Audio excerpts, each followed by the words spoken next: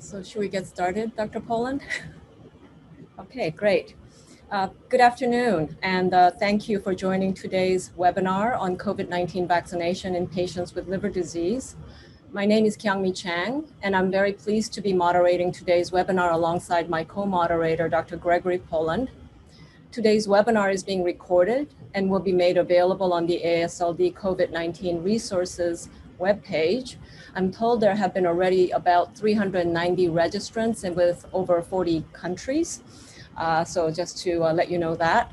And in addition to this webinar, the COVID-19 Clinical Oversight and Education Subcommittee will be publishing an expert panel consensus document on vaccines to prevent COVID-19 infection in patients with liver disease on the COVID-19 resources page on the AASLD website.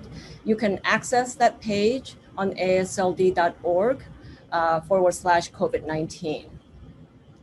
This webinar is being brought to you by the AASLD, and it's over 6,700 members. And our members are instrumental in creating exceptional educational content, such as this webinar tonight, or this afternoon, wherever you may be.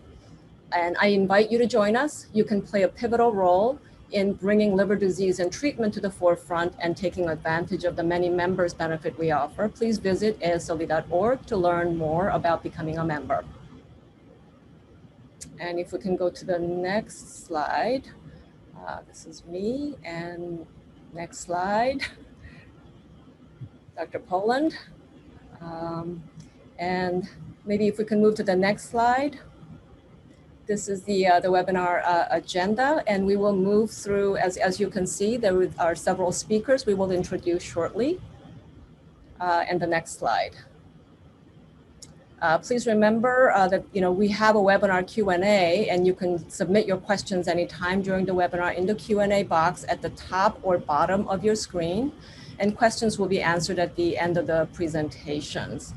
So these are sort of housekeeping items, and at this point, I'd like to ask Dr. Poland to provide some of his comments regarding COVID based on his experience and expertise. Sure. Thank you very much, Dr. Chang. I'm just going to make a couple of remarks. Many of these are likely well known to you, but I think sometimes hearing the numbers put explicitly is very helpful. Most of you understand that we are in an exponential phase of this pandemic. The reason for that is irrational human behavior. This is a pandemic that could have and should have been solved much earlier, but we have large populations tone deaf to basic public health recommendations, such as wearing a proper mask properly, washing your hands, and maintaining social distance. In the US, the consequence is that over 430,000 people have died as a consequence of this, with many more millions sickened and hundreds of thousands hospitalized.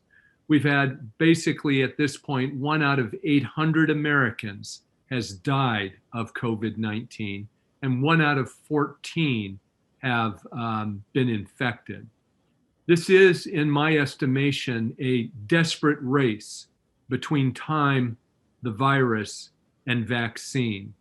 And I think the intent in part of this webinar today is to talk about that vaccine and the vaccines available, particularly as applied to patients who have liver disease and the great scientific needs that still exist in understanding the use of vaccine in patients with different disease categories. We are fortunate, and we will hear from one of the people who did the pioneering groundwork on mRNA vaccines. We're fortunate, and you may be too, depending on your location, to have access to mRNA vaccines, adenovirus vectored vaccines, and soon inactivated protein vaccines. So with that, I will turn it back to Dr. Chang to begin the introductions. Enjoy the webinar. Thank you very much, Dr. Poland, for those very important words. So we actually do have 4 speakers, starting with Dr. Hugo Rosen, Professor and Chair, Department of Medicine, and Kenneth T. Norris, Jr., Chair in Medicine at the Keck School of Medicine at USC. He's certainly decades of expertise in innate and adaptive immune responses relevant for liver disease, and we're pleased to have him speak today on chronic liver disease and immune response. And Dr. Eleanor Barnes is Professor of Hepatology and Experimental Medicine at the University of Oxford, also another expert in our immunology and vaccinology, working on adenoviral vaccine currently. And the next speaker is Dr. Drew Weissman, who's done certainly very foundational and pioneering work in mRNA vaccine technology, Professor of Medicine at the Perelman School of Medicine at the University of Pennsylvania. So really pleased to have him speak on aspects of mRNA vaccine and also the Mrna vaccine. Next slide would be Dr. Onyema Ogbuagu is an associate professor of medicine and also director of HIV clinical trials program at the Yale AIDS program. He is the lead PI for the phase 3 study going on the Pfizer trial at Yale, and pleased to have him speak on the Pfizer vaccine. And I also want to once again recognize the AASLD's COVID-19 clinical oversight and education subcommittees, as you see here. And I've mentioned about the upcoming webinar and also the write-up from this very hardworking group. Then I think without further ado, I think we will start with Dr. Hugo Rosen, once again explaining the safety and efficacy of the conventional vaccination, really the important backdrop for the patients that we care for in hepatology. And this will be a webinar. I'd like to thank the organizers for inviting me to participate in this AASLD webinar. Today I will review for you the safety and efficacy of conventional vaccination in patients with liver disease. We will review recommended vaccinations in patients with chronic liver disease, putative factors influencing vaccine ineffectiveness, suboptimal vaccination rates in patients with liver disease, post-liver transplant recommendations, and COVID-19 in patients with chronic liver disease. This is taken from the CDC website, and it shows you the list of vaccines that are important to be given to patients who have chronic liver disease. I've annotated with some recent data that I hope you find helpful. Immune dysregulation in chronic liver disease occurs at multiple levels, including the innate and adaptive immune response.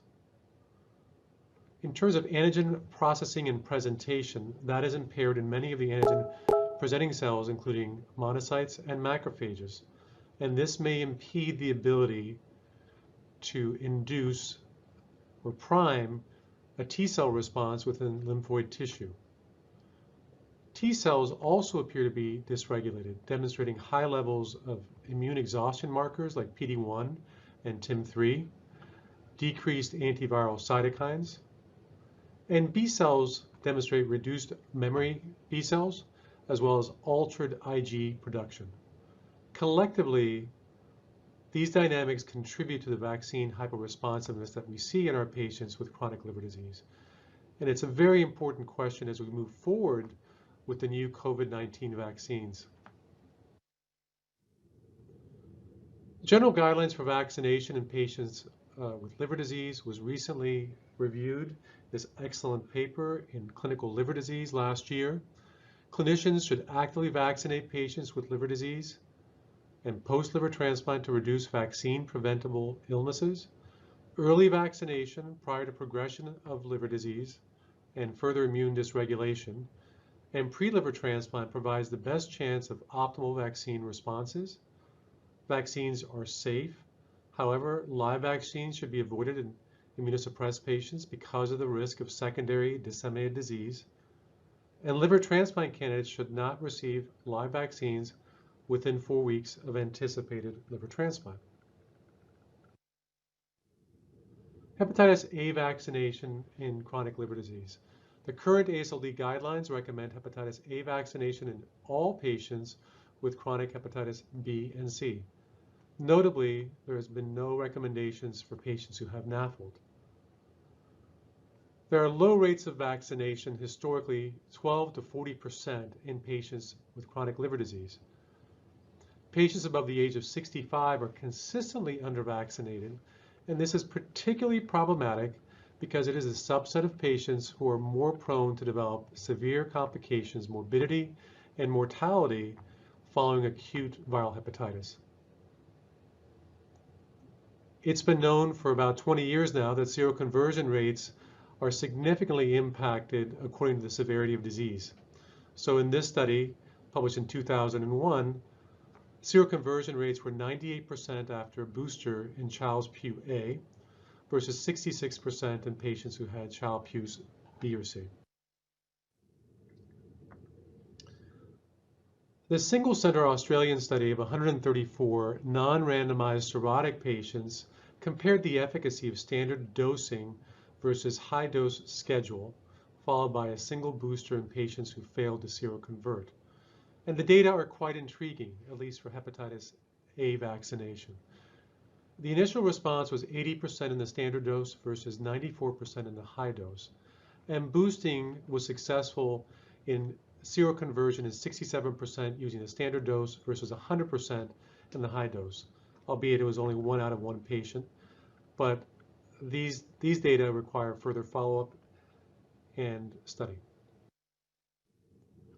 Hepatitis B vaccination is effective and protective in healthy adults with a seroconversion rate of more than 95%. Factors associated with decreased protective antibody responses include increasing age, male gender, race, obesity, smoking, genetic factors, liver disease, with some reports showing an inverse correlation with the MELD score and seroconversion rates, although not a consistent finding. More consistent is the observation that low serum albumin is associated with a lower rate of seroconversion. Hepatitis B vaccination is safe and well tolerated in cirrhotics. However, the immune responses in general are less than 50%.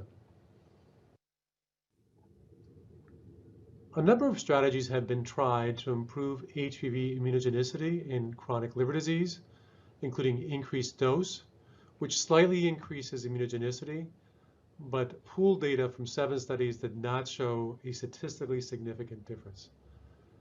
Accelerating dose schedule at 0, 7, and 21 days yields similar responses. Revaccination, small series, I would say inconclusive.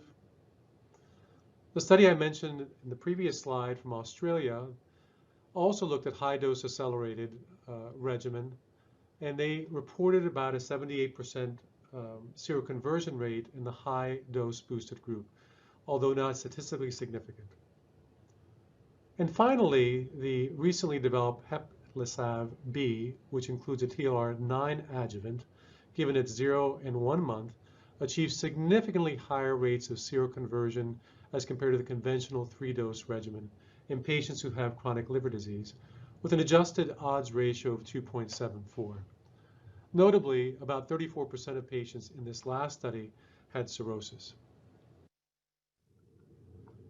Influenza infection and chronic liver disease. Randomized trials on vaccine effectiveness in patients with liver disease is lacking because withholding the vaccine may place significant risk to patients' safety and health.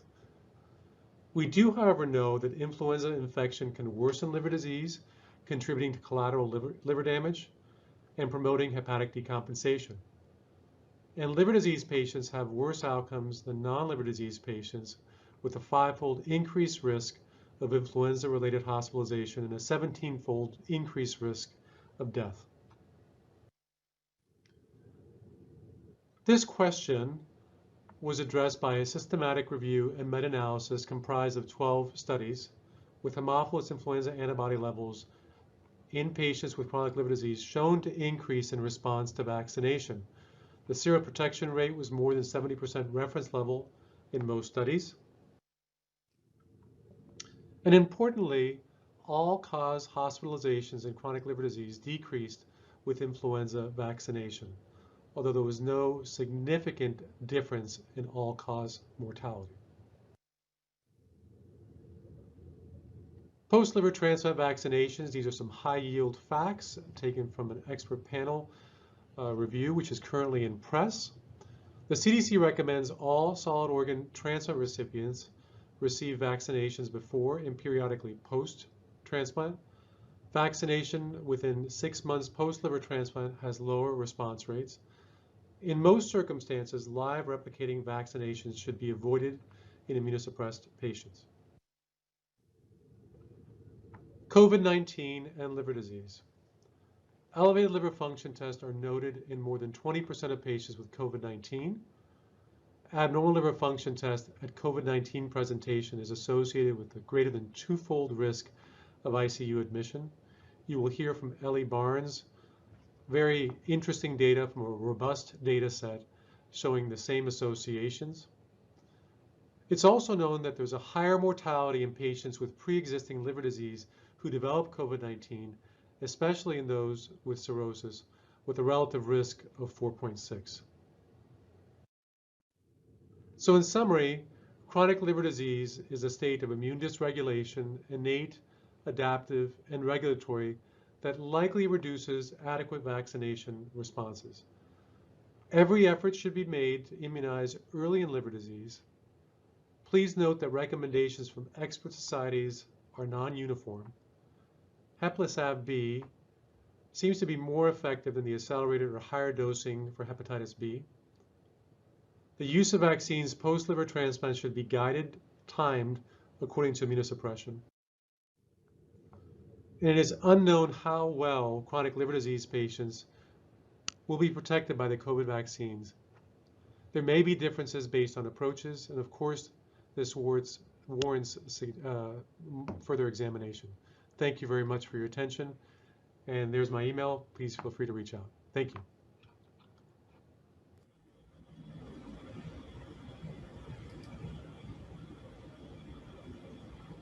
I'm pleased to introduce our next speaker, who is Professor Eleanor Barnes, who, as Dr. Chang mentioned, is Professor of Hepatology and Experimental Medicine at the University of Oxford and an immunologist. So Professor Barnes, we look forward to your presentation. So many thanks for the invitation to speak at this webinar. Thanks to FAASLD for inviting me, and apologies I can't be there in person, but it's pretty late in the UK at the moment, so I pre-recorded this. I've been asked to talk about the safety of adenoviral vectored vaccines in patients with liver disease. And I would like to divide my presentation up into 3 sections. First of all, I'd like to talk about the need for SARS-CoV-2 vaccines, specifically in patients with liver disease. Next, I'd like to talk about the published data on adenoviral vectored vaccines. And to that, I'll talk first about what we know about the immunogenicity of the Oxford Astrazeneca vaccine against SARS-CoV-2, and then outline what we know at the moment about Chad vaccines that have been administered to liver patients so far. And I'd like to end by talking about our future plans for assessing the safety and efficacy of SARS-CoV-2 Chad vaccines in liver patients. So the need for SARS-CoV-2 vaccines in liver patients. Well, I think we began thinking about this really back in March of last year, when we established an international registry assessing the outcome of SARS-CoV-2 in patients with liver disease. And this was a really joint effort between ourselves at the University of Oxford, so myself, Tom Marger and Gwyl, with Andrew Moon and Sid Barrett at the University of North Carolina. And we essentially created a web-based reporting form where people from all over the world could enter information on liver patients who became infected with SARS-CoV-2. And over the last 8 months or so, we acquired information on more than 1,200 liver patients from 35 different countries, and you can see here that these are a mix of patients without cirrhosis, with cirrhosis, and approximately 167 liver transplant recipients. And we were able to use this information to look at the outcomes of patients, liver patients with SARS-CoV-2 infection. And what we were able to establish was that as you got increasing fibrosis, your outcomes from SARS-CoV-2 got worse. And we looked at that in a number of ways. So admission to intensive care here, invasive ventilation, and ultimately mortality. So patients without cirrhosis here are in the blue bar, with Child-Pugh A in red, Child-Pugh B in green, and Child-Pugh C in the purple bars there. And you can see that you got worse outcomes as you got increasing severity of liver fibrosis. When you look at the hard percentages of mortality linked to liver fibrosis, they really are fairly shocking. Once you've got Child-Pugh C and you are receiving invasive ventilation, your anticipated mortality is 90%. And most of the liver patients die from respiratory SARS-CoV-2 disease rather than hepatic decompensation. So these really are quite stark figures. Furthermore, it seems that patients with cirrhosis die younger when they become infected with SARS-CoV-2, as illustrated in this figure here. And you can really see between the ages of about 20 and 50, there's a 30% mortality, where this is fairly negligible in patients who don't have cirrhosis but do have chronic liver disease. So all of this argues that we urgently need to vaccinate and to protect patients who have got liver disease.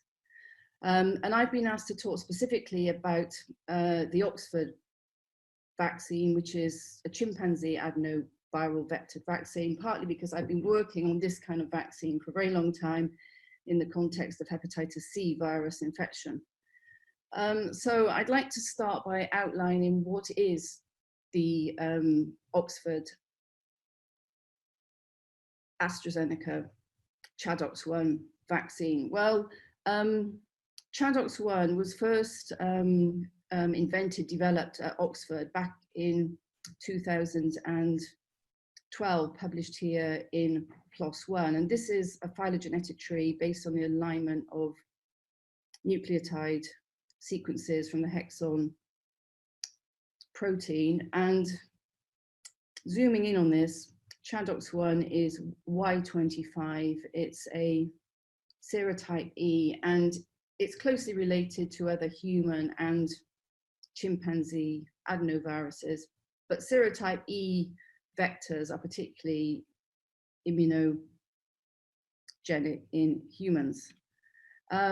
Because it's a chimpanzee adenovector, there's lack of pre-existing immunity that may otherwise limit the efficacy of adenoviral vectors. It's E1 to E3 deleted. That means it can't replicate, and therefore it will be safe to give, in my opinion, even in immune compromised patients. Adenoviral vectors are enabled to encode large genetic segments from other pathogens, in this case, spike antigen from SARS-CoV-2. And importantly, there are no additional adjuvants in the Chadox 1 COVID-19 vaccine. So between July and December of last year, the immunogenicity and the efficacy of this vaccine was assessed in a series of phase 1 through to phase 3 studies. Overall, this vaccine has an efficacy of approximately 70%, but is probably much higher than this for patients who have got severe, for the prevention of severe SARS-CoV-2 disease. The vaccine is able to induce very high levels of SARS-CoV-2 specific antibodies, as you can see in this first publication here, very high levels of IgG antibodies after a single vaccination. And then if you add a boost vaccine to that 4 weeks later, significantly higher again, of a magnitude like you experience in healthcare workers who were infected naturally with SARS-CoV-2 infection. So that's the antibody data. This vaccine also induces high magnitude SARS-CoV-2 specific T cells, as seen here in an interferon gamma ELISpot assay that's been cultured with spike antigens overnight. This is the control vaccine here on the left, but after a single vaccination, very high levels of antigen-specific T cells, in fact, both CD4 and CD8, but we know from our own work, these are probably mostly CD4 cells, and even higher after the boost vaccination. There was also the Lancet publications also looked at the side effects and assessed these specifically in older people, and showed that you get less severe side effects from this vaccine, in fact, the older you are. And overall, most of the side effects, whether we're talking about local or systemic, are mild in nature. So that's all very good news. So what do we know so far about SARS-CoV-2 vaccines in liver patients? So far, there's been approximately 100,000 people included in COVID-19 vaccine trials. For the Oxford vaccine, liver patients were actively excluded from the phase 1 through to phase 3 studies. For the Pfizer vaccine studies, 37,000 people have been vaccinated. Only 217 of those are reported to have pre-existing liver disease, and only 3 of those are thought to have moderate to severe liver disease. If we look at the Mrna vaccine trials, 30,351 people have been vaccinated, and there was only 196 of those who had liver disease. And throughout, it's very hard to assess from the reported information what criteria were used specifically to classify liver disease. I've been involved in 2 specific trials which use Chad3 HCV vaccines, which we gave to patients. There was approximately 80 patients total who had persistent hepatitis C virus infection, but again, we excluded patients who had got advanced fibrosis and cirrhosis. All of these studies have excluded patients who were on known systemic immunosuppressive therapy.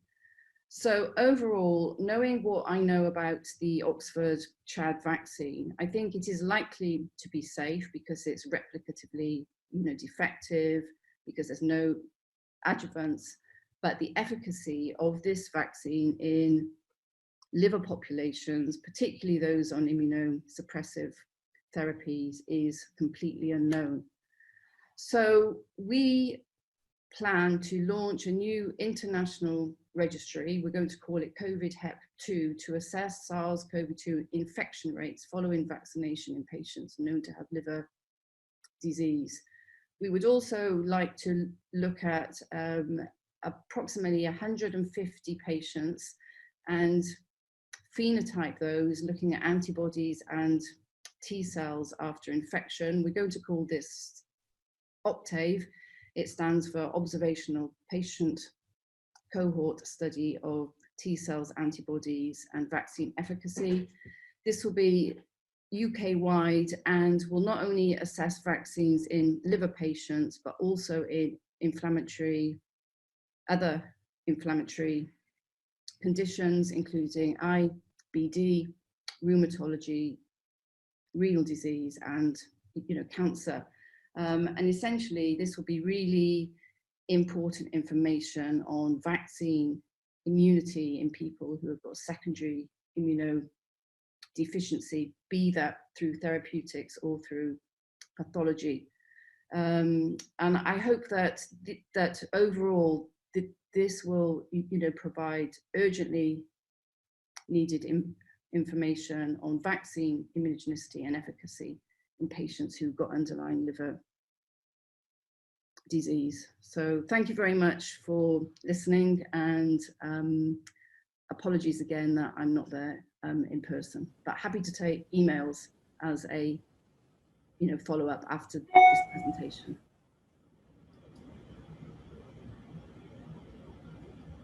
So many thanks to Dr. Barnes for that really masterful talk. The next speaker will be, as I mentioned, Dr. Drew Weissman, who has done the foundational work that really made the mRNA LNP vaccines possible.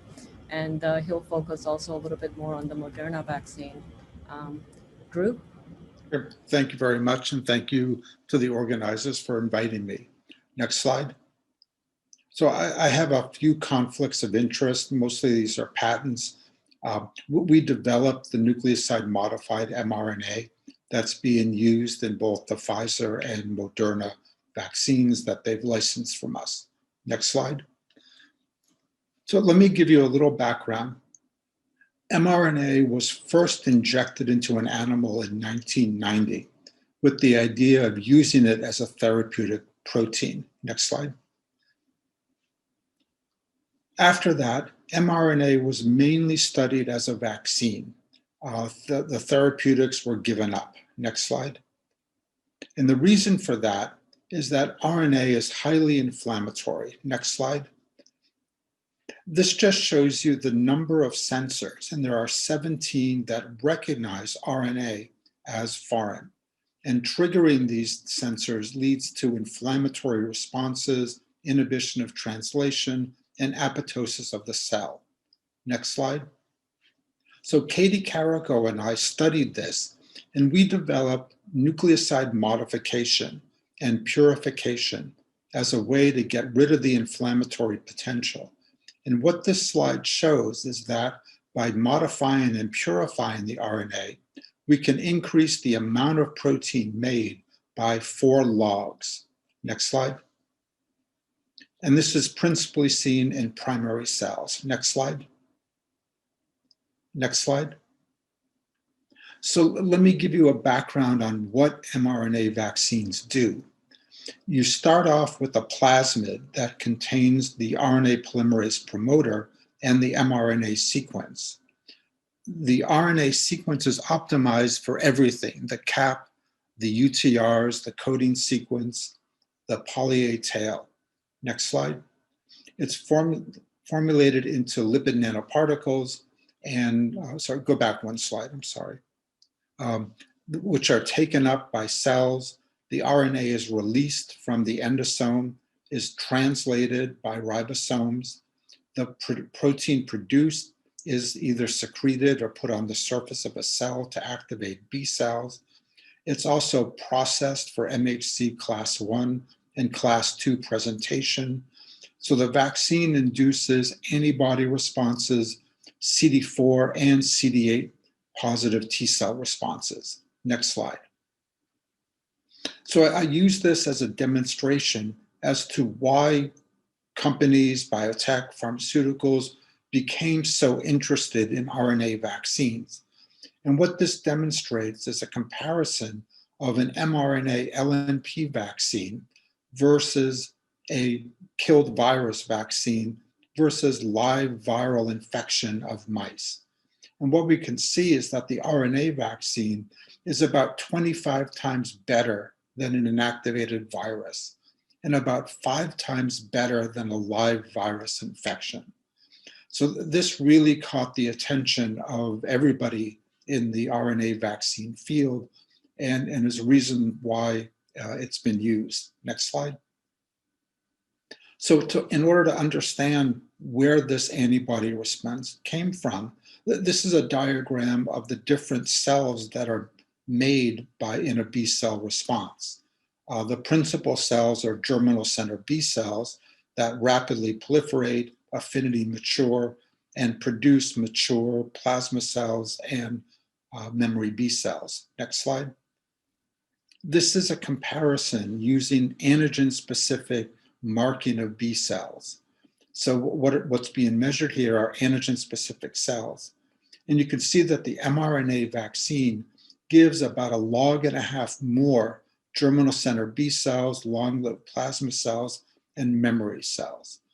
So the mRNA vaccine is potently inducing B cell responses. Next slide. So now moving on to the data from the Moderna phase 3 clinical trials. Next slide. This is a striking event curve from the clinical trials. And what you can see is that starting about 10 days after the first immunization, the patients are protected from symptomatic disease. After the second immunization, this protection continues, and we're seeing upwards of over 94% efficacy for symptomatic disease in the Moderna phase 3 trial. What's also striking from this data is that there's 100% protection from severe disease. Next slide.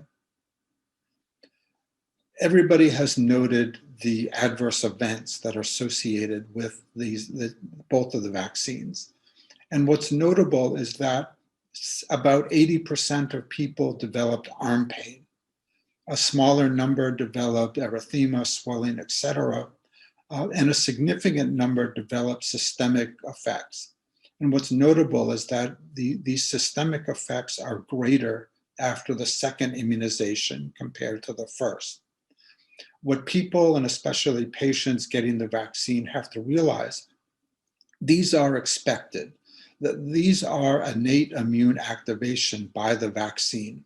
They mean that the vaccine is working. So seeing this is not a problem. Next slide. What's also striking is that the antibody responses. So here are 4 antibody responses. The top is simply ELISA binding. The second is pseudovirus neutralization. The bottom 2 are live virus neutralization. And what you can see in all of these is that regardless of age, very potent and durable antibody responses are generated. Next slide.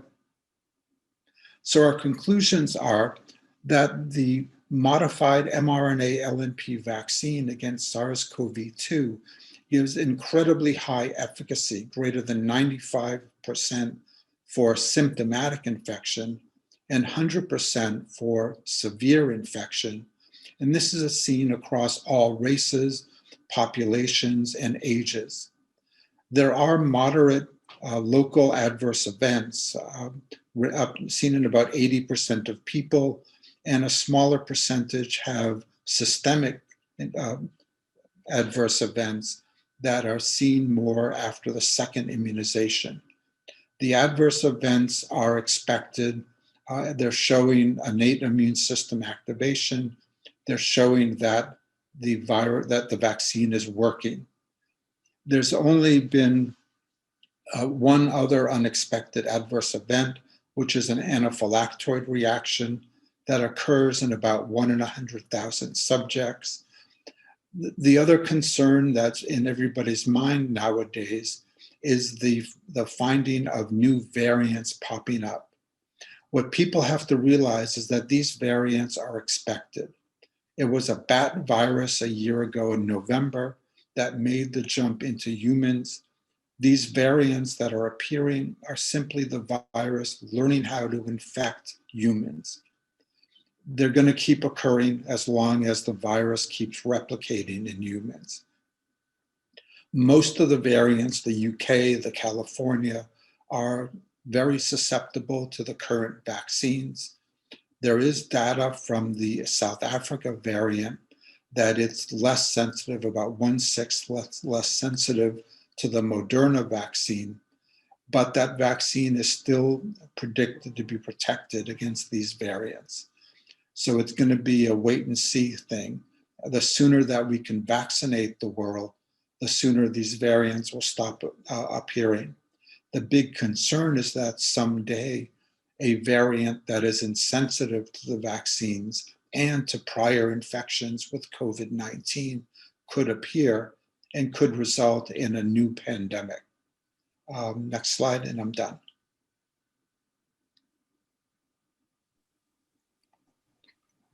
Thank you very much, Dr. Weissman. Very much appreciate hearing from the very developer of mRNA technology.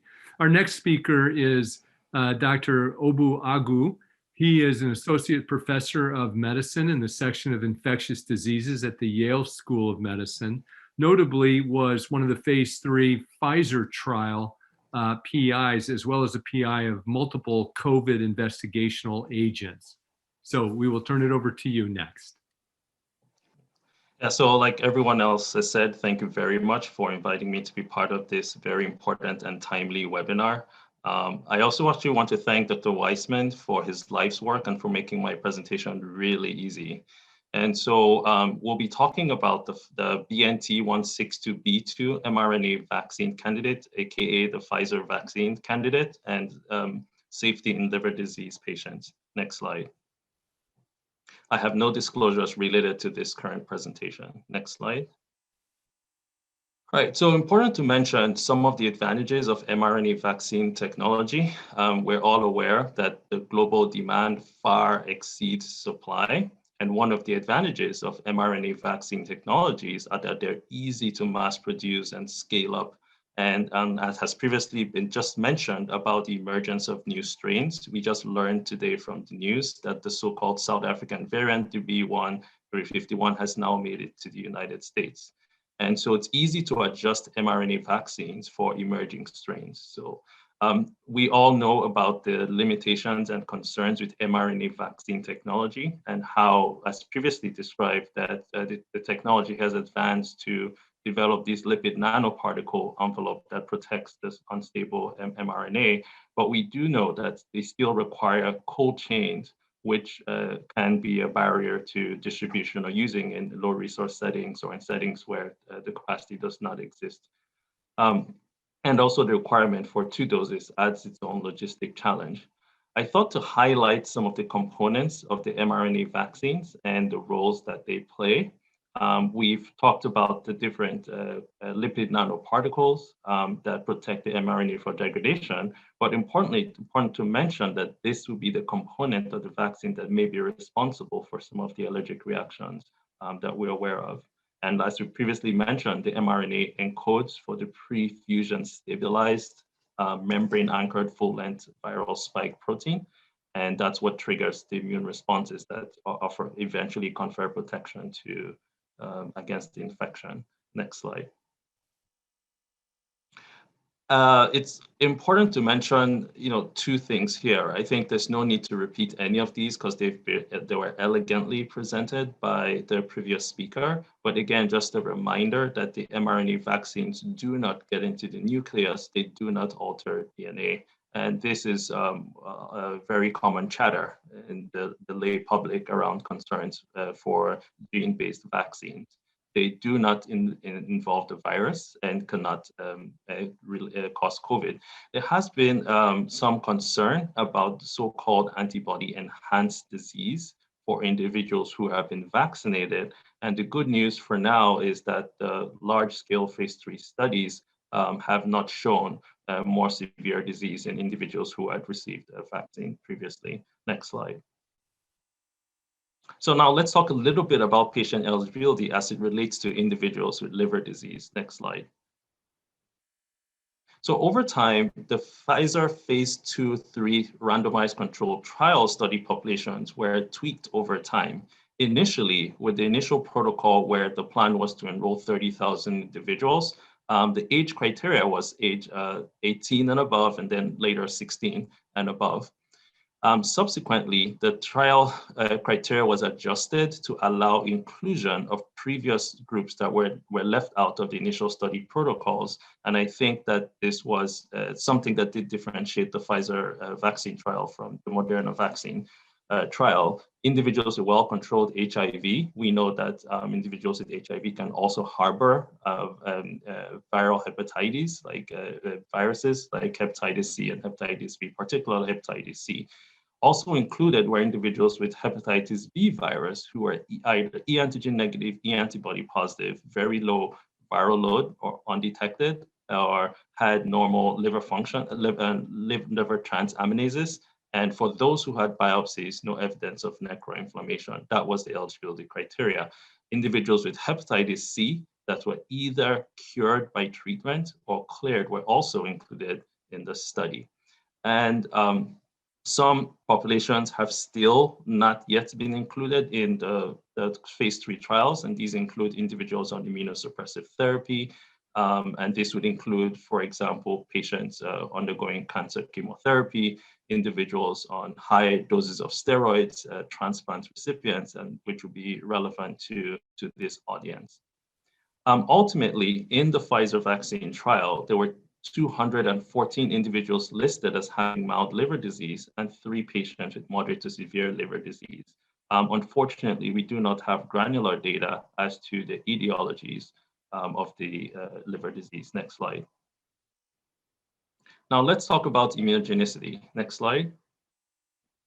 I want to highlight some points here because, again, the previous panelists discussed the Mrna vaccine immunogenicity. So to the top, you can see the antibody levels, the S1 binding IgG, and to the bottom, the 50% neutralization titers. The first figures to the left are for individuals who are age 18 to 55, so younger individuals, and to the right are individuals age 65 to 85. Looking at these curves, and the arrows represents the time of vaccination, and so you can clearly see that individuals received vaccine on day 1 and subsequently at day 21. Looking at these charts based on this published paper, you can clearly see that older individuals tended to have lower antibody and neutralizing titers compared to younger individuals. However, when compared to healthy convalescent sera, you can see that even elderly individuals, in spite of the lower response, that it exceeded that target range. However, it became pretty clear from these early phase studies that the second dose, the boost from the second dose, was really important to enabling individuals achieve the target ranges of antibodies. Next slide. And so this observation of lower responses to vaccines are not unique to the Pfizer vaccine trial depicted on the figure on the left in the middle. You can also see that the Mrna vaccine, as well as the Ad5 vector vaccine, there's clearly that association with diminished responses in older individuals compared to the younger individuals. Similarly, with the figure on the right, next slide, you can clearly see that the ratios, next slide, the ratios of the neutralizing titers in older individuals tended to still be lower than younger individuals and middle-aged group individuals. However, very important to mention is that the significance of the quantitative antibody levels and neutralization titers do not always correlate to the degree of immunity against the disease. And we have so much to learn about the correlates of protection. Next slide. Now let's talk about efficacy. Next slide. So similar to the Mrna vaccine data that was presented earlier, it became pretty clear looking at the curves of incidence or the cumulative incidence of COVID-19, symptomatic COVID-19 between vaccinated and non-vaccinated individuals, that there started to be a separation very early on after receipt of the first dose. For the Pfizer vaccine, that protection signal started as early as 10 days after the dose 1. But I'd like you to look at the figure to the right and at the table at the bottom. You clearly see a gradient between a rising level of protection from a few days after dose 1, in between dose 1 and dose 2, and up to 7 days after dose 2, with the peak reported or observed efficacy of the vaccine occurring 7 days after the second dose. Important things to mention as well are that this trial included individuals who had prior asymptomatic SARS-CoV-2 infection. They made up 3% of the Pfizer vaccine trial. And even in those individuals, similar efficacy, similar protection against symptomatic COVID was conferred by the vaccine. And across the subgroups by gender, age, race and ethnicity, obesity, and even presence of a coexisting condition, the efficacy was preserved. Important to mention as well, similar to the Mrna trial, that the vaccine in those who experienced breakthrough cases did appear to mitigate disease severity. Next slide. Now let's talk about safety. Next slide. So typically the safety assessments really fall into two categories: local side effects at the site of the injections, as well as systemic side effects. There's interesting observation that for the local side effects, it tended to be less following the second dose compared to the first dose. However, for the systemic side effects, there tended to be more side effects with the second dose than with the first dose. And I know that the previous speaker had elegantly mentioned as well how we think that these correlate with the development of immunity or the response to the vaccine, so that they're not necessarily a bad thing, but could be a sign of a good thing. Again, comparing different age groups, it was again clear that older individuals tended to have less side effects. Next slide. So certain things are worth highlighting for an audience of liver disease experts. Important to mention the data gaps with the phase 3 trials. And these include that for the Pfizer vaccine trial, for example, we did not include people with untreated hepatitis C who had detectable viral loads and hadn't cleared the infection, and those with advanced liver disease, regardless of the viral etiology, were not included in those trials. These represent data gaps. Liver transplants and any transplant candidate were not, and also transplant recipients were not included as well in the clinical trials. I did a careful search on clinicaltrials.gov for individuals who may be thinking about exploring this, and we're yet to see any registered trials that I'm aware of. We do expect that in individuals with liver disease, I think our first speaker mentioned the association with the severity of liver disease. For example, the different Child-Pugh classes, we do expect immune responses to be diminished in patients with advanced liver disease. And the US FDA EUA document does highlight that to expect diminished responses, but doesn't mention excluding individuals who fall within those criteria. And we're hopeful for the Pfizer vaccine trial, we enrolled individuals with viral hepatitis towards the tail end of the study. And we hope as we have much more longer follow-up for those individuals, maybe we would have subgroup analysis to present that may start to give us some more data about the clinical trial performance of the vaccine in this liver disease patients. Next slide. Now, this would be the last slide, and I think this answers a question that someone had already put into the Q&A chat box. So this is the Vaccine Adverse Event Reporting System. This is a publicly available database that's managed by the US Centers for Disease Control and the Food and Drug Administration. And this is a passive reporting system. So, all vaccination programs are supposed to feed into the system and report side effects that individuals may have experienced. And so one of the questions that this audience might have are, do the SARS-CoV-2 vaccines, and I'm not limiting this to mRNA alone, but do the SARS-CoV-2 vaccine cause liver injury? So if you log into this website and scroll and select the data sets, you are able to use filters to highlight the vaccine you want to look at, the derangements that you want to look at. For example, I did a cursory search for the Pfizer vaccine, to your right, the Pfizer vaccine, and clinical conditions like jaundice, liver function test derangement, transaminases, and you're actually able to see in real time the total number of events that have been reported that fit some of those categories. So this is a very important tool with the rollout of vaccination, both in the US and globally. These are very important databases that would allow us to have greater insight as to some of the adverse events associated with that. Again, the limitations are that this is a passive reporting system. So definitely probably represents a vast underrepresentation of the true frequency of events. You need to pay very special attention to the search terms that are included here. And of course, the denominator is not always clear to understand the relative proportion of frequencies of these adverse events. However, in spite of these limitations, this remains a very important tool for safety assessment. And this is the last slide, and I'm happy to take any questions that arise therefrom.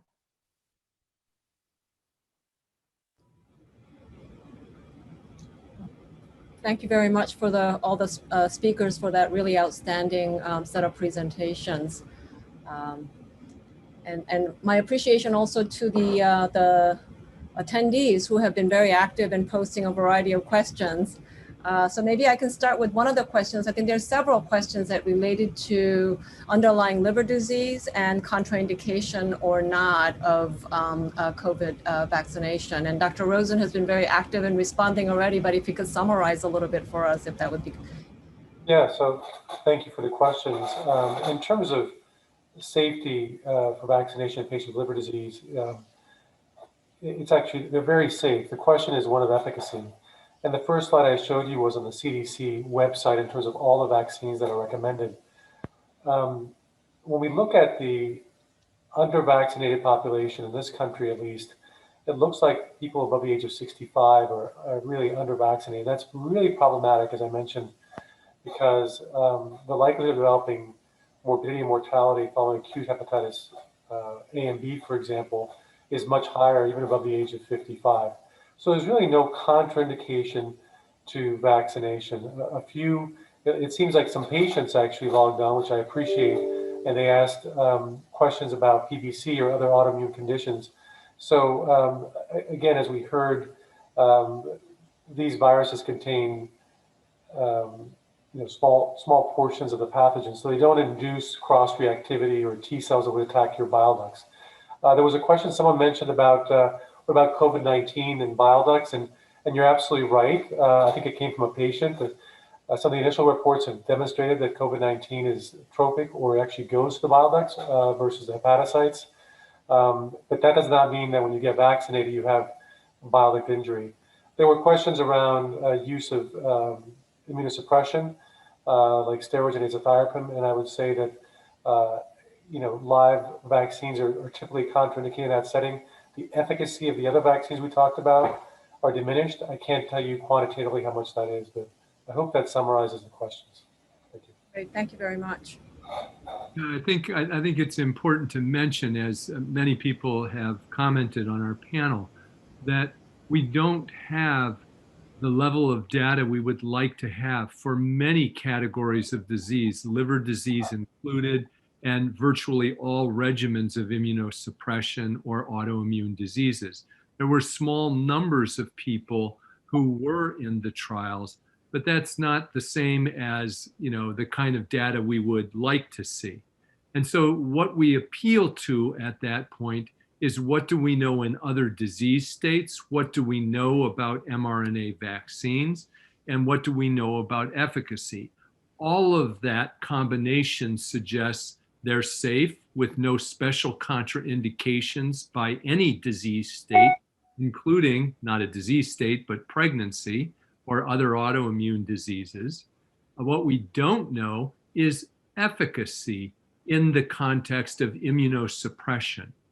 But you have to consider, whatever that efficacy might be, these vaccines raise neutralizing antibody levels many-fold higher than what's required to neutralize the virus. So even some diminution of that neutralizing antibody response is likely to still offer some level of protection, other than perhaps in the most severely immunocompromised individual. Again, not a safety issue, but perhaps an efficacy issue. Thank you for that. I do also want to address a question related to the acute on chronic liver disease. I think, Dr. Weissman, I think with the possibility at a really high dose of the RNA vaccine, would you mind mentioning that about the potential hepatotoxicity? I know you discussed it, but in this context. So the vaccines are being used at very low doses, something on the order of 0.0004 mg per kg. There is a drug called patisiran that uses similar LNPs for a congenital amyloidosis that's given at 0.3 mg per kg. And at that dose, you see mild bumps in LFTs, mild liver changes, but nothing you would say is toxicity. The toxic dose is probably in the order of 4 or 5 mg per kg for toxic liver disease. So we're 5 logs below that with this vaccine. We've never seen any liver effects in any of our animal models, including macaques and monkeys. It's hard to imagine how you could get any liver toxicity from this vaccine.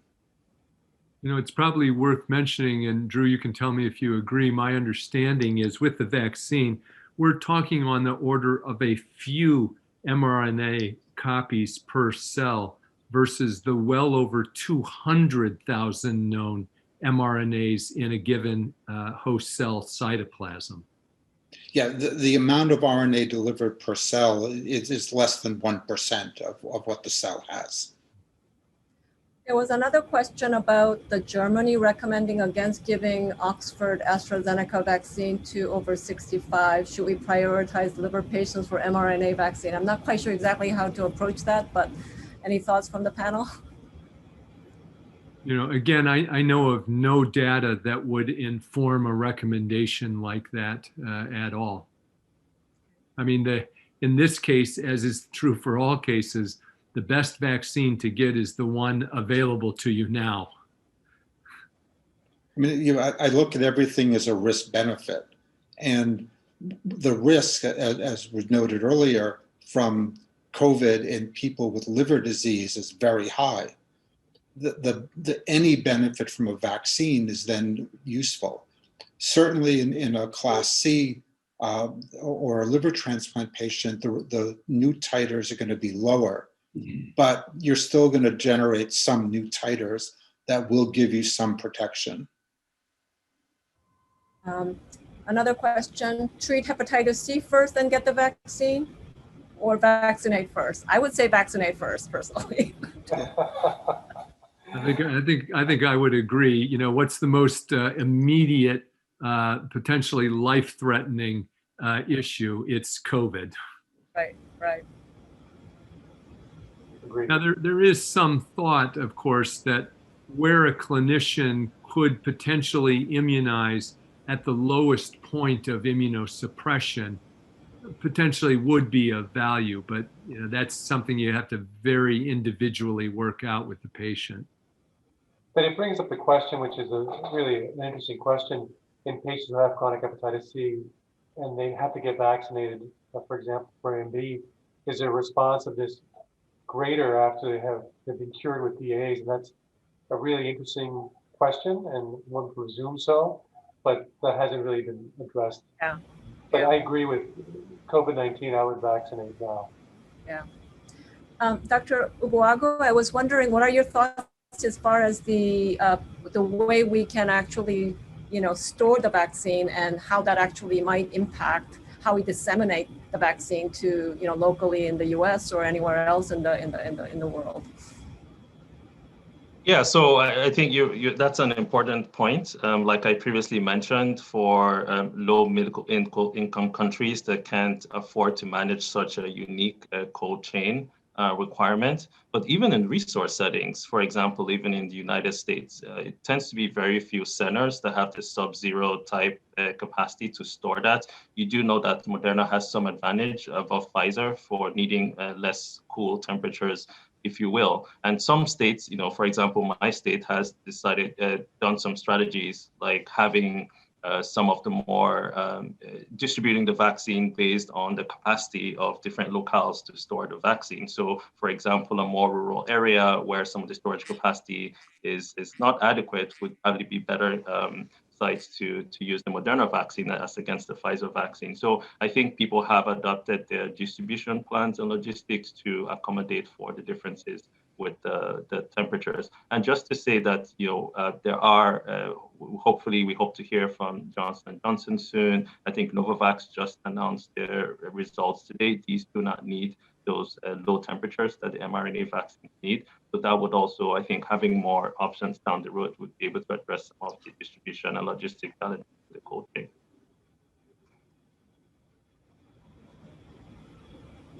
I might mention one other thing, a question that frequently comes up. Drew mentioned it a bit about anaphylaxis, and I mean this to be reassuring. As we use more of the vaccine, those numbers are adjusting. So the data out this morning are that the Pfizer vaccine, where initially they had an estimate of about 11 anaphylactic reactions per million, has dropped to around 5 or less. And with Moderna, slightly increased from about 2.5 to 2.8 per million doses. The other thing, because you're likely to see the headline later today, is that the WHO is saying we don't have any concerns about the use of Pfizer vaccine in pregnant women, but we don't yet know about Moderna vaccine. And I just want to caution that headline you're likely to see is born of a lack of data, not a safety concern. And that's generally true for almost every safety question that's been asked today and in other fora that I participate in. A couple of additional questions. Any thoughts on how to address the recurring comments about COVID vaccinated people transmitting COVID when not infected? Is that based on fact or some type of theoretical or even real concern? So there is data from the Moderna phase 3 trial where they did swabs of patients over time. And what they saw was about a 2/3 reduction in asymptomatic disease. But what that means is that 1/3 of people still had asymptomatic infection after vaccination. What we don't know, and we'll hopefully know soon, is whether those people can transmit. Right, exactly. I think it's important to say that you probably need some level of viral load in order to efficiently transmit to other people, which is why sometimes the questions come up about at what cycle threshold level are we concerned. It's a different discussion, but I would agree with Drew's comment. There are many comments now, but there's one more saying that the CDC is now saying that we could push the second dose out to 5 or 6 weeks after the first vaccine. Yeah, I think that is born of the science of what we know about other vaccine immunology and the context we find ourselves in, which is to immunize as many people as quickly as possible. There'll be some data coming out showing that delays of up to 12 weeks with the Astrazeneca vaccine actually improved immune response. That's true, by the way, for every vaccine licensed in the US with the exception of the Shingrix vaccine. Longer intervals produce better immune responses, but the tension is until you get all the doses, you may not be fully protected. Right. And certainly get immune exhaustion if you do it too frequently and too close, yeah.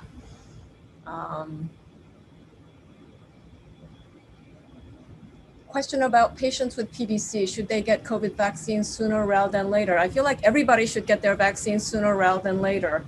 As to the urgency of it, I don't know what that may depend on the level of disease in terms of cirrhosis and progression of that disease. Yeah, I think one of the panelists, one of the questions to the panelists from a patient actually, I think she said she's 83 years old with stage 3 fibrosis. So the age and the fibrosis, absolutely, that person should get vaccinated very quickly. Absolutely. Okay. Any other questions? I actually should ask the John and others as to how we're doing on time. Yeah, so we still have 88 people on the webinar. So if you wanted to continue on, we're happy to. If not, we can go ahead and end, whatever your preference is. Maybe, Kyong-Mi, I could just ask a question. This is Bob here, of our panelists. You know, we talk a lot about, you know, serum antibody testing, immunity. You know, so should we be testing pre-vaccination or post-vaccination for antibody titers? Are those actionable? Are those reliable? What's the thoughts on serology testing pre or post-vaccination? I would say the problem at this point is that we don't have a correlate of protection. So I don't know how I would action that. Now, maybe somebody who was negative is one thing, and maybe somebody who was very high, I would say, well, you know, you don't need to worry and delay it. We have a supply problem. Others can get it. You're protected. But I don't know what that level is, and nobody does at this point. So it's actually a bigger problem than that, because many of the antibody tests are against the N protein, not against spike. So you may not be measuring what you need to measure. And the other thing is that the assays are not quantitative. They just say yes or no. And without quantitation, it's really a meaningless value. People who have had COVID need to be vaccinated. There is data that they don't have good durability for their antibody responses. So I wouldn't test somebody to see, do I want to vaccinate them? Moderna and Pfizer are doing quantitative assays to see what the longevity of the vaccine is. And what about the CDC recommendation of waiting 90 days or more after, you know, a primary or resolved COVID infection, Drew? What's the rationale to wait 90? Yeah, so the thinking is that we know that COVID patients, at least 97, 98%, have adequate antibody levels to protect them from another infection for at least 90 days and probably longer. The fear, what we've seen is that people who get vaccinated right after they had COVID had increased adverse events. So more reactogenicity, both local and systemic? Yeah. And that, by the way, is true for other vaccines too. If you get immunized with an antigen that you've just had an immune response to because of infection, you generally have more systemic adverse events. Yeah, many of my patients are actually experiencing that right now. So the ones that have had COVID right now, when they get their first vaccine, they get as if it were the second vaccination. Yeah. But to go back to Drew's point, because I think this is commonly misunderstood, those who have had COVID do need to be immunized. They do need 2 doses.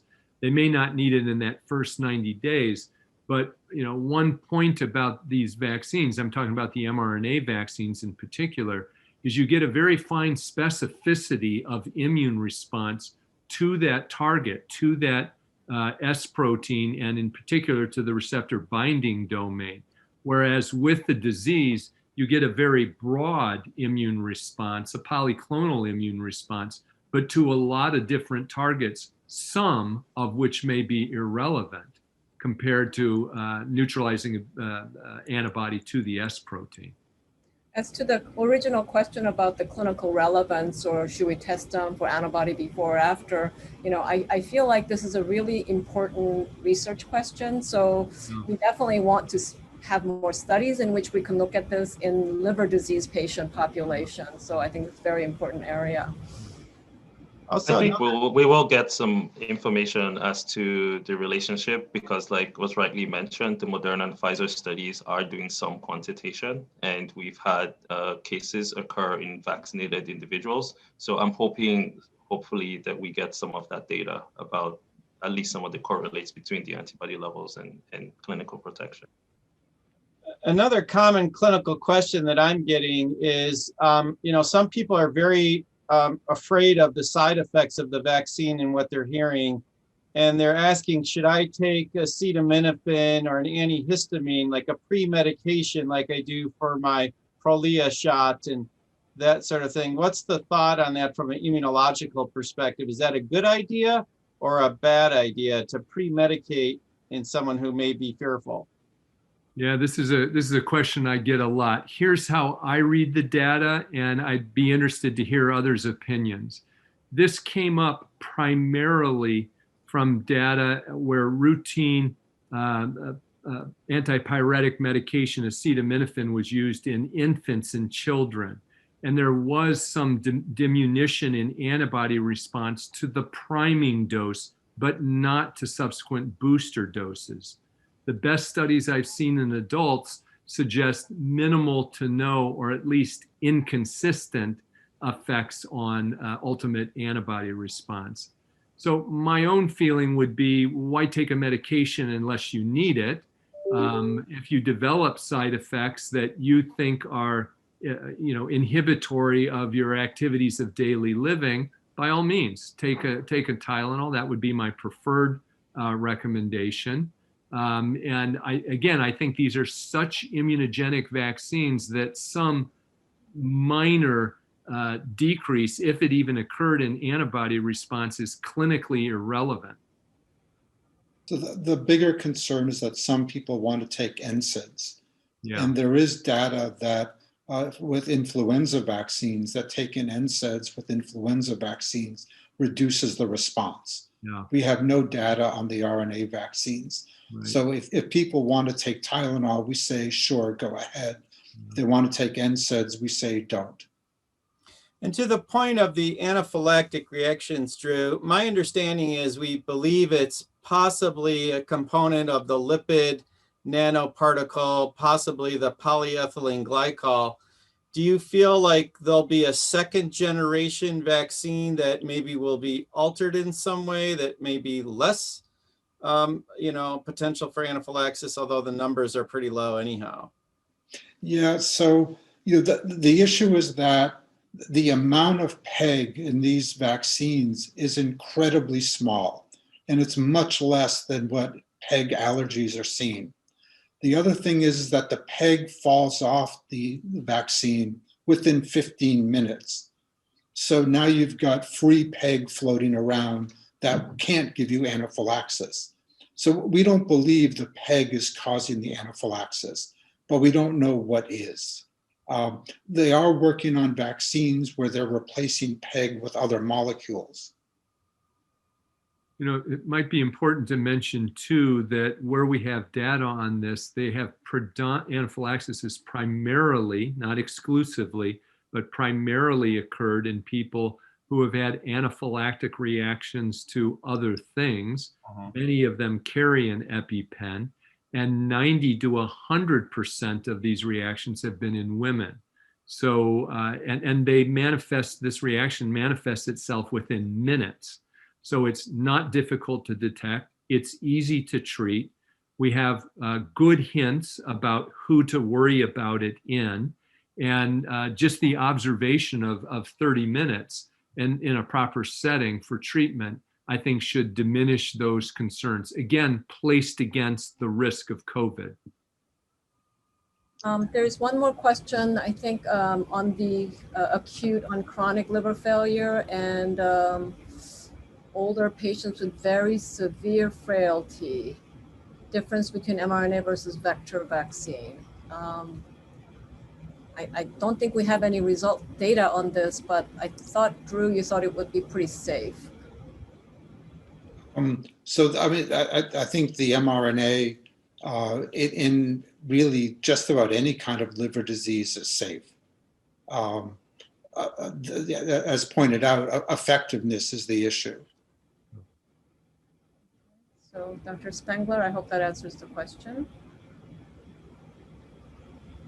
Should one delay donating blood after the first or booster vaccine of Mrna, Pfizer?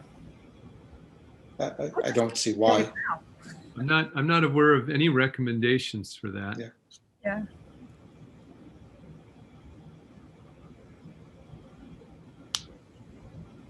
Some of them may have arisen from the clinical trial protocols. I don't know if that's where that information is coming from.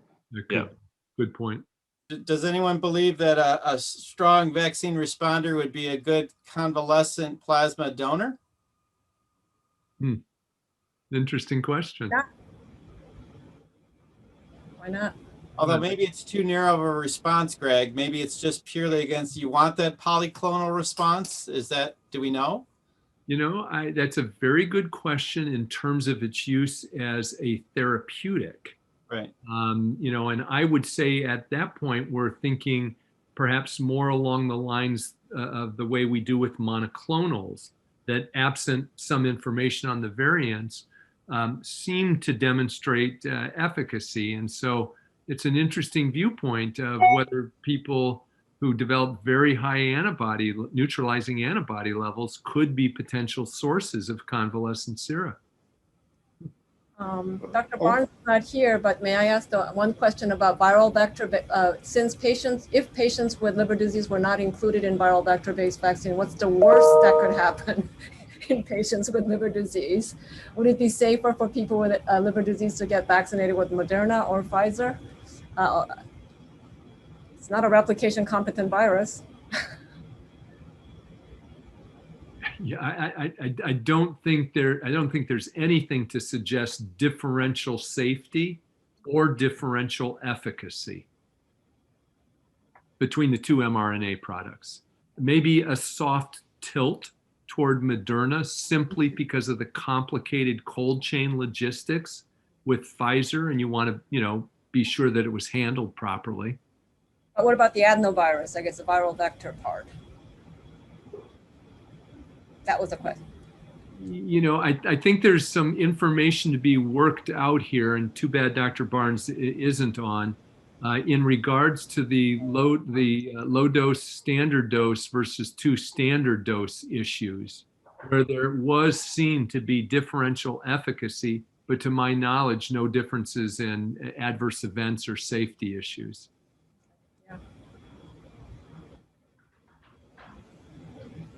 There's an interesting question from Henry Chang, and Dr.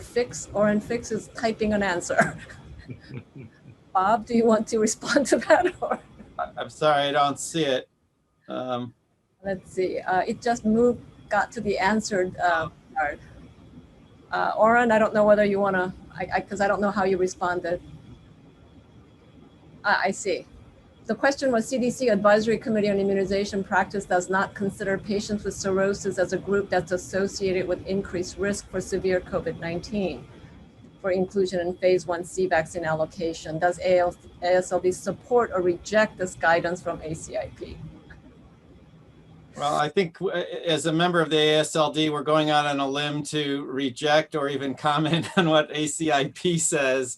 I think we should all go by the data, and that's partly to Dr. Poland's original points when we started this, that let's let the data drive the recommendations in the practice of medicine and vaccination. And I think if there's data to support one group should be prioritized over another, then we should follow that if it's feasible. Yeah. Because I personally worry, and I'd be curious to see what the panel thinks, that we can get a little bit tied up in logistics and knots of trying to get the vaccine to this subgroup before that subgroup. But time is of the essence here, in my opinion. But it's a difficult problem, right? If you have a lot of older people that are having a hard time getting the vaccine and younger people who are standing at the door, where do you draw the line? I mean, we don't have any precedent for this, and it creates some difficulties. Yeah. And in the imponderable of a supply chain issue more than anything. Right. Yeah, well said. Yeah, I mean, certainly in this day and age, we all can order something from Amazon and get it in a day, but yet where's your vaccine, that. Wow. There was a question about the Norwegian health authorities. Let me just comment that one thing that will be very important, and Dr. Ogbuagu made the comment, and I think he's exactly right.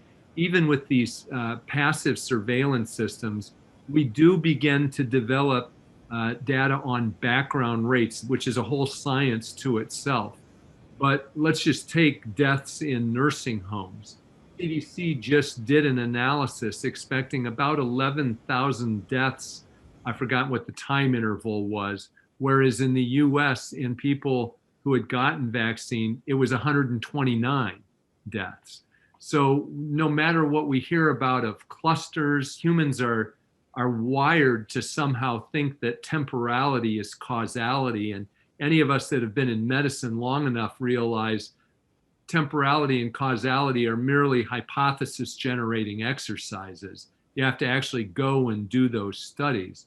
And other than anaphylaxis, an observation of background rates to date have not shown any safety issues in any group of people. As Drew said, this is really remarkable. I've been a vaccinologist for 4 decades. I have never seen a vaccine out of the chute be so efficacious across age groups, ethnicities, comorbidities, and with this kind of safety profile. So, you know, you have to take that into context in a pandemic that's killed 1 out of 800 Americans.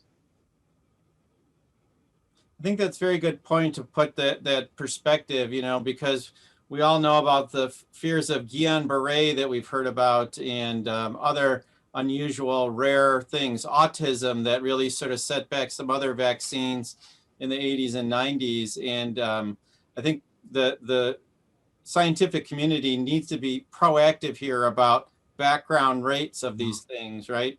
Even deaths in the clinical trials, as I recall, both maybe Dr. Ogbuagu, you could talk to us about that. I believe there were a handful of deaths in both arms, but a very careful adjudication was that they were unrelated. Do you have that data, or are you familiar with that data? Yeah, absolutely. So there were single-digit deaths in both arms, both placebo and vaccine arms, and it tended to be things like myocardial infarction, things that were most likely adjudged by investigators to be unlikely related to vaccine. But as you're aware, right, we're all dealing with information out there in the press and on Facebook, and those things take on a life of their own. And, you know, but we just want to make the message very clear that some of these severe adverse events not appear to be associated with the vaccine. George Bernard Shaw famously said, the one thing we learn from history is that men never learn anything from history. And I think we're sort of seeing that. But women do. Yeah, he said women. He said men, but yeah. And we've certainly seen that play out in our national response, haven't we? Oh, that's great. That's great. It's been a really amazing set of presentations. I really appreciate the speakers, the AASLD, for organizing this, and for all the participants for their really important questions and the discussion. Thank you so much. Dr. Poland, do you have anything else to add? No, if there's any parting remarks I would make, it would be, number one, to please be information amplifiers. These are good, safe vaccines. They're not good, they're superb vaccines. And we need to get as many people immunized, as I say, as possible, as quickly as possible. The other thing is to the healthcare providers, and just a word of encouragement, because this has been a long year. Hang on. We're making progress. More vaccine will come. We need to do vaccine and masks right now, but we will move back toward a more normal way of life if we can get people to understand and adhere to these public health recommendations. Thank you very much. Then I'm going to just do my little clapping for the speakers. Thank you, Dr. Weissman, Dr. Rosen, Dr. Ogbuagu, and Dr. Fix and Dr. Fontana for organizing all that, and Dr. Poland. Thank you. Goodbye, everyone. And thank you, everybody. This recording will be made available on the COVID-19 resources page at AASLD//COVID-19. That is also the same place you will find the vaccine safety document that the Clinical Oversight and Education Subcommittee is putting together. Thank you, everybody.